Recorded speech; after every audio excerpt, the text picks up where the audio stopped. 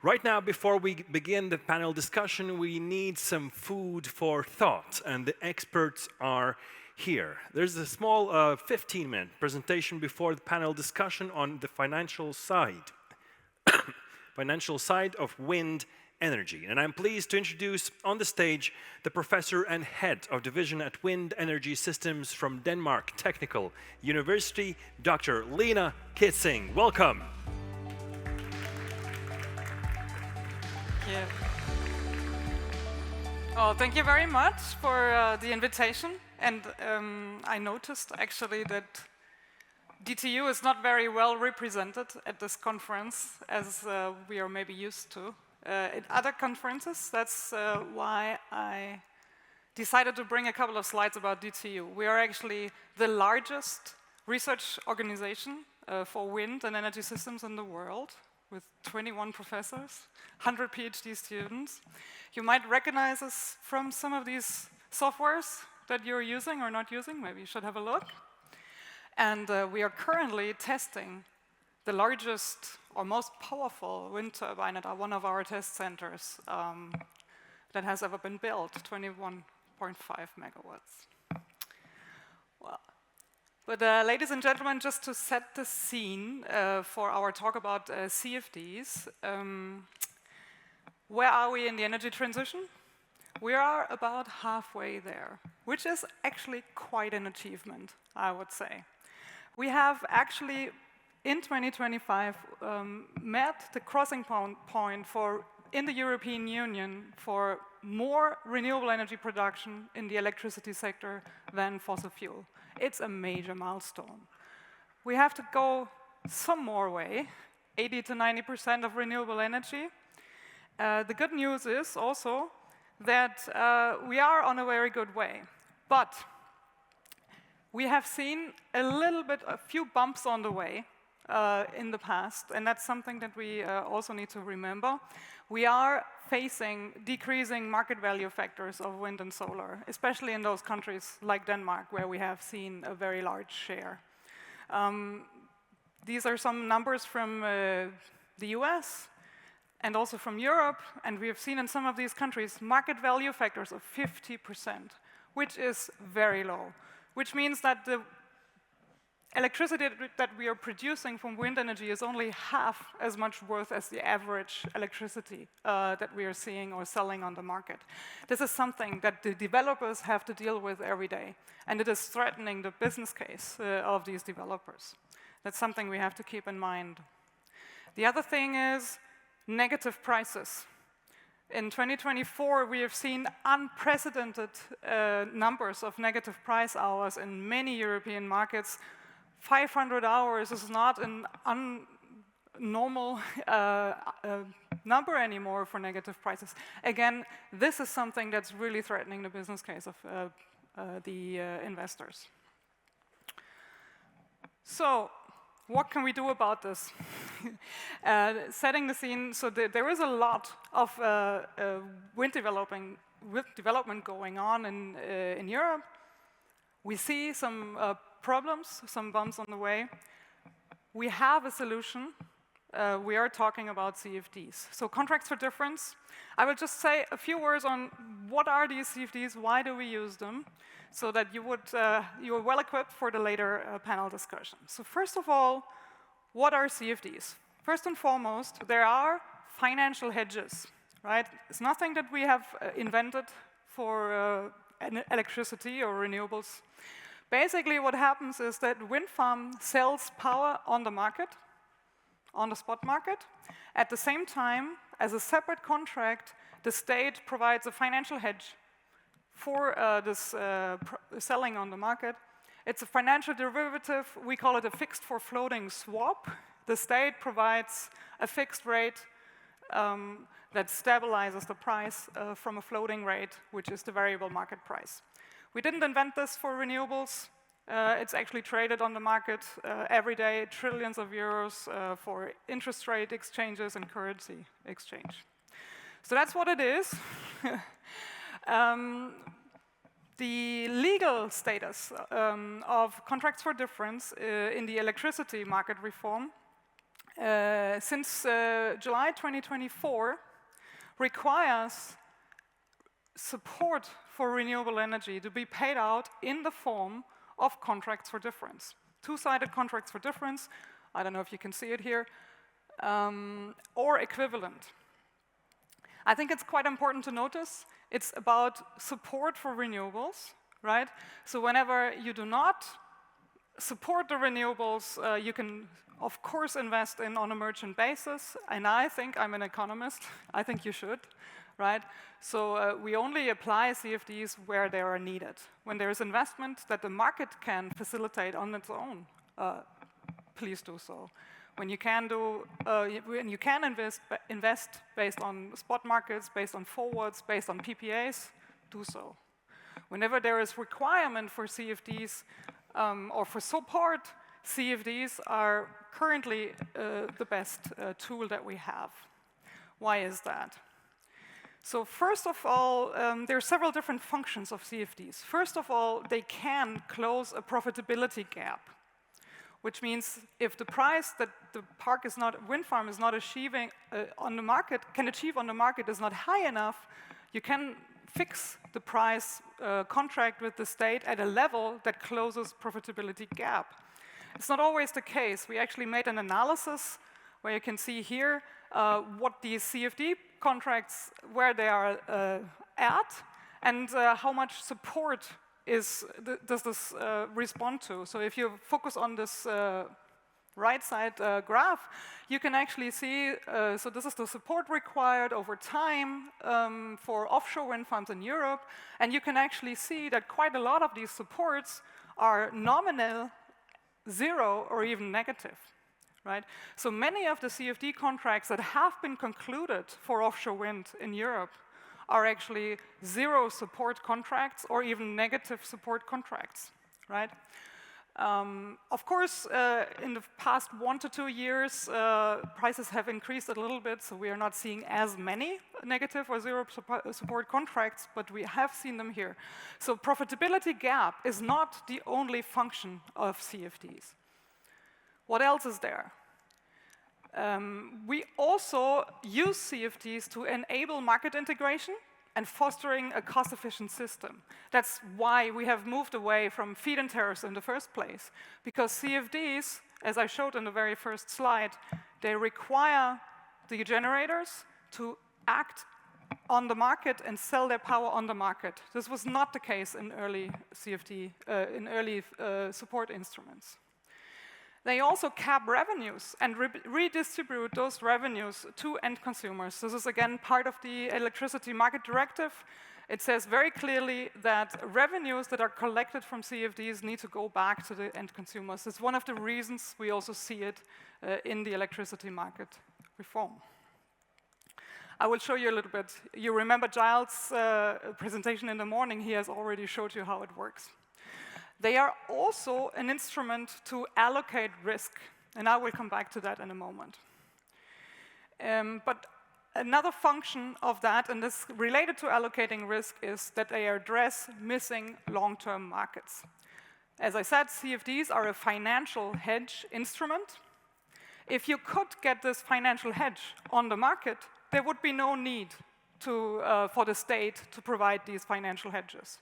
Problem is, currently, and also in the long term, we don't see that these financial hedges are provided sufficiently by the market for sufficiently long time and in sufficient volume.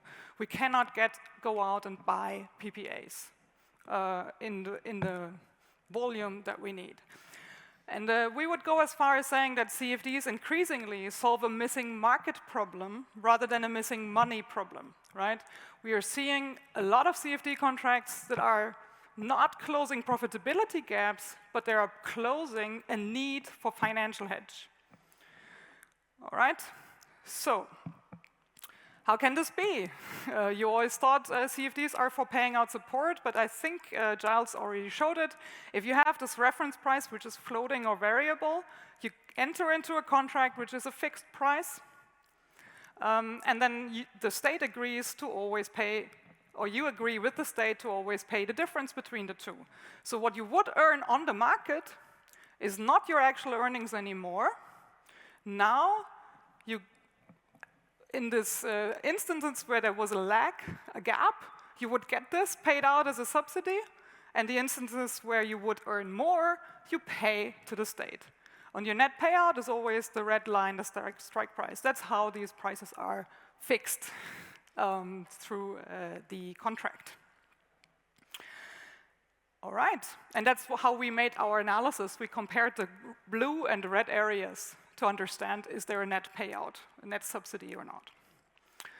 All right, what this means is that wind park owners or operators, they're actually trading away market upside, what they could have earned at high prices, to gain price certainty. That's the contract that you're making. Why would they do that? That's a big question. So the financial stability that the CFDs are providing is actually the support function that we are seeing on the market, and this is also how risk is reallocated from the producer to the state. The reason why they're doing that is because it helps them achieve bankability, and it helps to reduce cost of capital. I think both things Giles also mentioned in the morning. I will show you a graph on each of those. So first of all,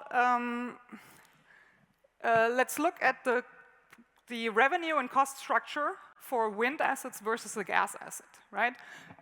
The electricity markets have been designed with these gas assets in mind, right? And here you can see that gas assets have very low investment cost, which also means that they have very low debt service. The bankability is easy to achieve. Wind assets, 90% of their lifetime costs are lying upfront in investment. They have a fixed block of cost. It does not match very well with the revenues which are going up and down, right? And this is actually the big problem, whereas for gas assets with variable cost and variable prices, you always have cash flow for shareholders and you can always service your debt. It's not the case for wind assets. Wind assets run into financial distress situations because there is a fundamental mismatch between the revenue structure and the cost structure. It's got nothing to do with long-term average costs. You can have the cheapest power possible and still have bankability problems from your wind asset. So that's the bankability problem. Because you have that, you might get less debt in your financing. Debt is cheaper than equity. It increases your cost of capital. Your cash flow is also more risky. It also increases your cost of capital. So that's the second part.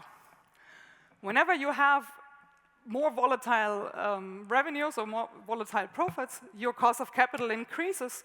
And for wind assets, because they have so high upfront cost, their cost of capital makes a huge part of their lifetime cost. So we have calculated that. The CapEx in the blue, dark blue, the financing cost in the light blue. Can you imagine that? I'm at a technical university, right? When I show this to my engineering colleagues, they can't believe it because all of them work on the dark blue side, trying to decrease or reduce the cost by a percentage or two. Financing cost, half. At 8% cost of capital, they make half of the total lifetime cost. And this is all about risk, is all about perception and negotiation and how the market trust is playing out in the market. You can really mess this up. This can make your plan very expensive. You can think, well, 8% cost of capital, is this large or not? Well, we made an analysis on that. You can see here all the red countries is more than 8%. And you can see, especially in the Baltics, yes, this does make a lot of difference. Yeah, if we can reduce the cost of capital by stabilizing the prices, matching the revenue structure with the cost structure, so there is no financial distress situations, that you can have higher debt, you can actually reduce those costs, and you will make your build-out much cheaper. So that's another point. There you go. So we're achieving bankability and reducing our cost of capital. The markets are lacking these opportunities and cannot provide the certainty. That's why we are doing CFDs. So how are we doing it? We're talking about remuneration here, so how are we paying out the price? In the earlier days, we've actually thought that we can do two things. We can either give a fixed price contract, or we can expose to price variation. That was our idea of renewable support. Problem is, if you are giving a fixed price contract, all productions seem to have the same value, and then you are not, as a producer, you're not integrating anymore into the market because you try to just maximize production and your life is fine. The problem is, the market value, you're not reacting to market signals anymore. If you're exposing to price variation, it's very good because then you have an incentive to shift your production to high price hours and to help the system stabilize the prices overall and reduce balancing cost. But it has this higher risk for investor, and we've just seen that it's problematic, right? So what to do about that? You can think. Well, we found a solution.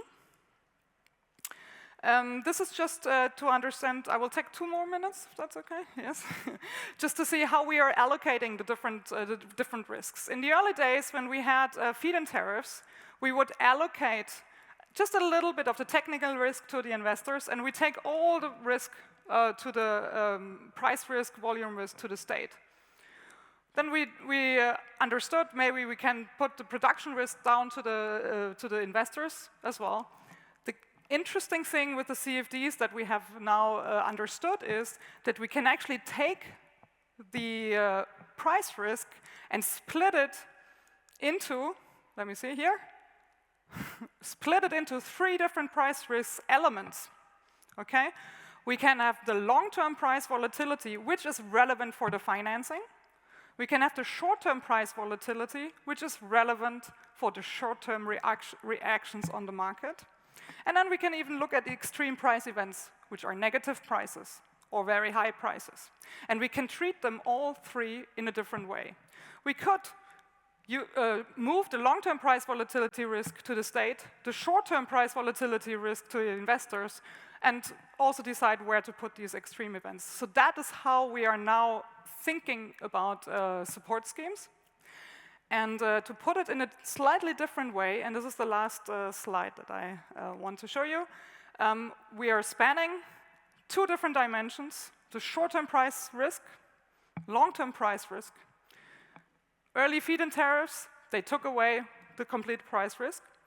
If you are going merchant, you just sell on the market, you are exposed to all sorts of price volatility. The interesting part is now this upper corner, upper left corner, you see here, I call it the magic quadrant. That's where we want to put our remuneration structure for support. And we can see that the new types of contracts for difference, which I have started to call European contracts for difference, because we have seen many countries in Europe who have started to use those. They are sitting up there in the corner where you can achieve financing stability by taking away the long-term volatility of the price, but exposing them to short-term price volatility so that they actually react to the market. I don't have time to explain to you how exactly it works, but we do have some reports that I can show, I link to in a second. But the important thing is that we are, in this way, we are balancing out investment security and short-term price exposure. And that's exactly what we require. It's exactly what the financing requires for the investment, and exactly what the system requires from renewables. And they are going to have to take a little bit more of responsibility if we are entering a phase where they make 70–80% of the market, right? So are CFDs perfect? No, they're not. There's a lot of different things that we need to take care of, but they are doing the job. Yes, they're up in the corner where we actually want to have them, right? So I do have a bit of a conclusion. When to use CFDs? Whenever the market does not provide sufficient investment incentive, that's when we want to use them, right? And when government wishes to collect revenues at high market prices, those are the 2 relevant elements. And then who to give CFDs to? for those with these very high upfront costs who have this mismatch in the cost and revenue structure. Okay. So when we look into the details of the CFD design, we cannot have one design for all countries. We found it is quite impossible. So you have to go in, you have to learn about the market, create some good enough understanding of the market. You know, don't overanalyze it, and then go move on to design the CFD in an auction format to the technology and the market situation that you are here, that you're doing. And I think that's what I want to say. If you want to hear more or read more about it, we have written a long report on contracts for difference where you can have a look. We are also giving some courses around that if you want to have a longer discussion with me about it. But thank you very much. I think we can move on with the panel now.